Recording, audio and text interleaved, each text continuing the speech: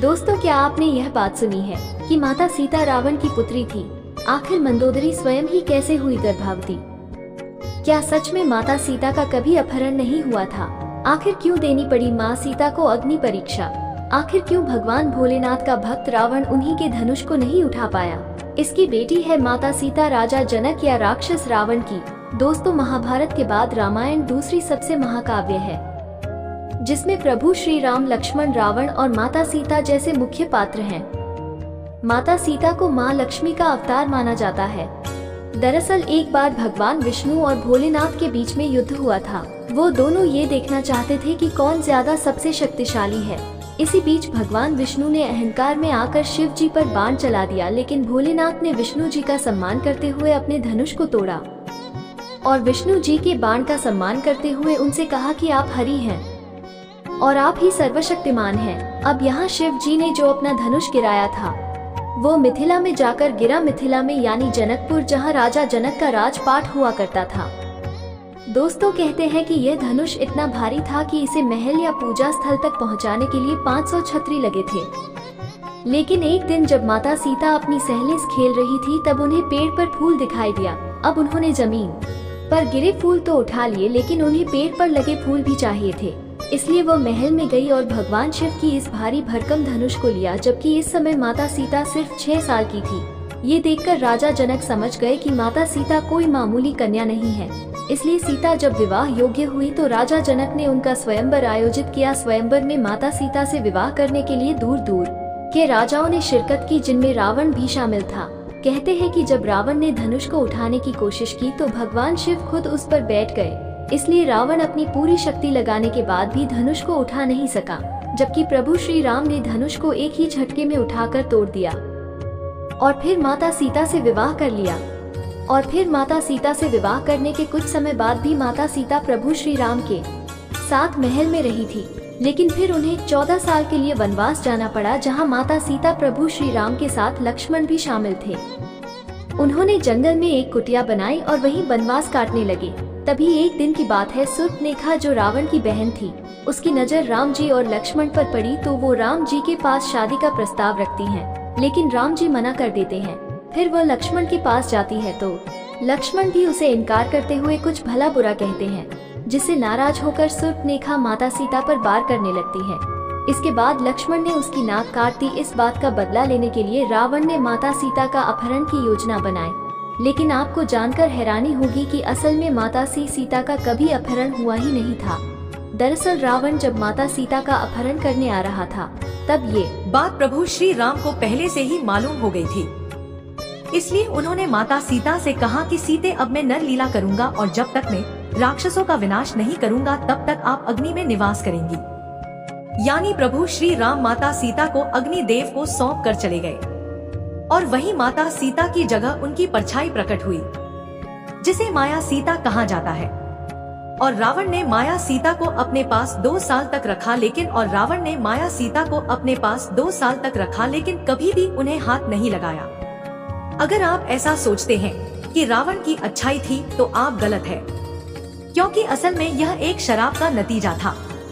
दरअसल उत्तराखंड के chapter number 26 में ऐसा बताया गया है कि जब रावण ने ब्रह्मा जी से वरदान प्राप्त कर लिया तो वह अहंकार में डूब गया और इसी अहंकार में तीनों लोगों को जीतने निकल गया।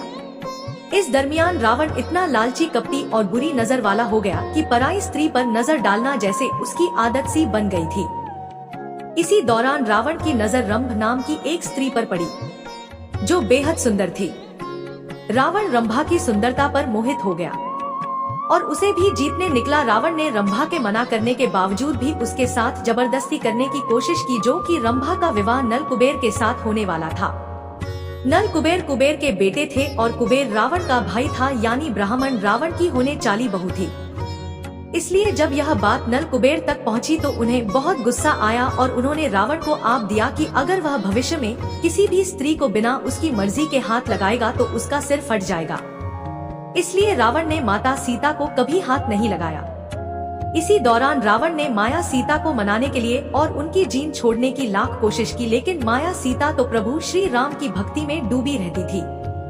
अब आपके दिमाग में यह सवाल आ रहा होगा कि जब प्रभु श्री राम को यह पता था कि रावण माँ सीता का हरण करने वाला है, तो उन्होंने माया सीता की लीला क्यों रची, उसी जगह रावण का वध क्यों नहीं किया। तो दोस्तों, इसके पीछे भी एक कहानी है। अक्सर लोगों को लगता है कि सिर्फ एक ही रामायण है और उसमें हमें माता सीता का रावण की पुत्री होने का जिक्र नहीं मिलता, लेकिन दोस्तों ऐसा नहीं है। दरअसल महर्षि वाल्मीकि द्वारा रचित रामायण के अलावा भी रामायण लिखी गई है। रामचरितमानस महर्षि तुलसीदास जी की दूसरी रामायण है, जिसे अद्भुत रामायण कहा गया है। कंबल रामायण और वेदव्यास जी की आध्यात्मिका रामायण, और यहाँ हमें अद्भुत रामायण में माता सीता रावण की पुत्री होने के साक्षी मिलते हैं। दरअसल रावण तीनों लोगों पर अपना राज्य जमाना चाहता था।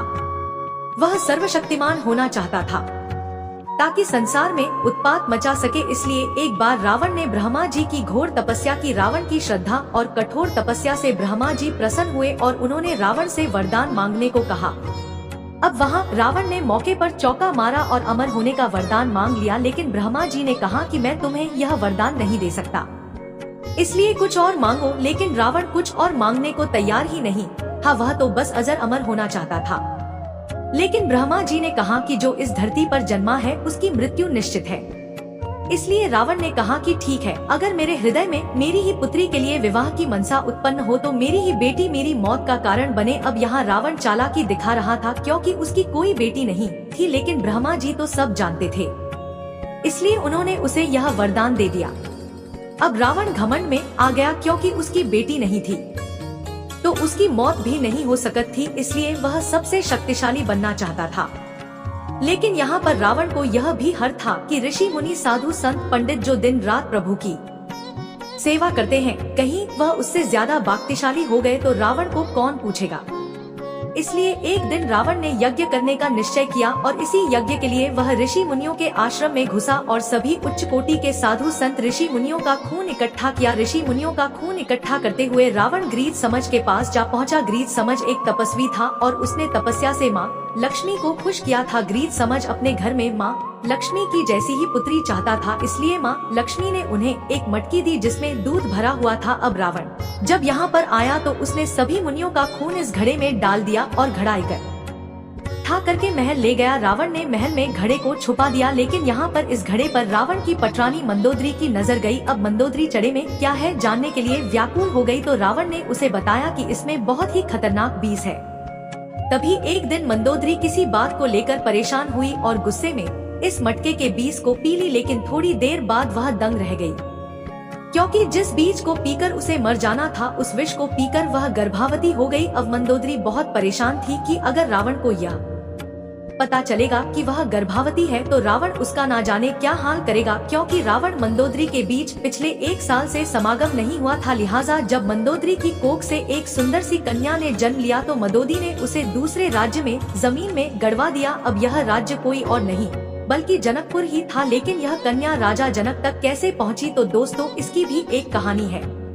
दरअसल लंबे समय से मिथिला में बरसात नहीं हुई थी, वहाँ पर सूखा पड़ हुआ था। ग्रामीण किसान सब बहुत परेशान थे, इसलिए वह राजा जनक के पास पहुँचे और राजा जनक ने सृष्टियों के कहने पर यज्ञ का आयोजन किया और सोने का हल लेकर पहुँची खेत में, ना कि उसको जोत कर भगवान को खुश करें और बारिश हो। अब राजा जनक खेत को जोतने लगे, लेकिन कुछ दूर जाकर हल जमीन में अटक गया, मतलब वह आगे ही नहीं बढ़ा। यह देखकर राजा जनक कुछ नहीं समझ पाए और उन्होंने कुछ सैनिकों को यहाँ से जमीन खोदने पर लगा दिया, जहाँ से कोई खजाना या सोना चांदी की जेवरात नहीं बल्कि एक बक्सा निकला। इस बक्से को जब खोला गया तो राजा जनक और उनकी अर्धांगिनी दोनों बिल्कुल हैरान हो गए, क्योंकि इसमें एक प्यारी सी कन्या थी जिसके आंखें मरनी सी, सूरज चांद सी और होठ बिल्कुल गुलाब की। पखुदा जनक के कोई संतान नहीं थी, तब उन्होंने इस कन्या को पालने का निश्चय किया और उसे नाम दिया सीता। आपको क्या लगता है, माता सीता रावण की पुत्री हुई या राजा जनक की? कमेंट करके जरूर बताएं। वीडियो को लाइक और शेयर करें और चैनल को सब्सक्राइब करके बेल आइकन प्रेस करें और कमेंट में जय श्री राम जरूर लिखें।